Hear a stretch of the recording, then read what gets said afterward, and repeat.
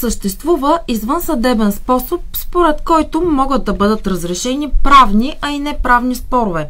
Този способ се нарича медиация. За това ще говорим днес с Браян Златев от Клуб Юрист, който отново е наш гост в студиото на Радио Русе. Здравей и добре дошъл! Здравейте! Какво представлява медиацията? Каква е същността на този метод? Медиацията представлява способ за доброволно разрешаване на спорове, при които страните се подпомагат от трето неутрално и безпристрастно лице, наречено медиатор, за постигането на приемливо споразумение. Медиацията представлява един от способите за извънсъдебно решаване на спорове, наред с арбитража. Българският граждански процесуален кодекс отдавна предвижда възможност за доброволно разрешаване на спора, поставен пред съда.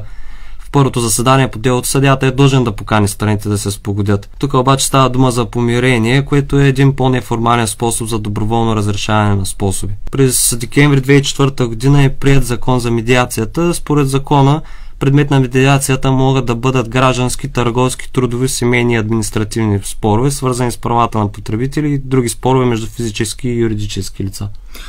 А при какви случаи или в какви спорове може да бъде потърсена помощта на медиатора?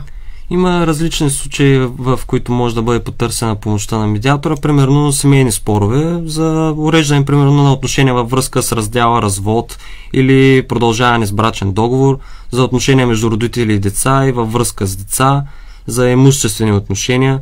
Също така спорове между наследници, например за разделяне на наследството имущество, споро за недвижими имоти, например при продажба в случай на собственост и други случаи.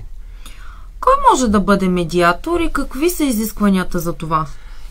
Кой може да бъде медиатор и какви са изискванията? Отговора на този въпрос трябва да търсим в Закона за медиация от 2004 година. Медиатора може да бъде само дееспособно лице, което има права, което може да упражнява своите права и задължения и които отговаря на следните изисквания.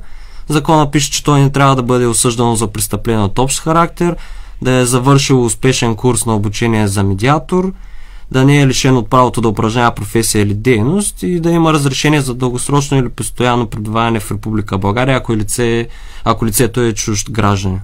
А какви са всъщност задълженията и отговорностите на медиатора?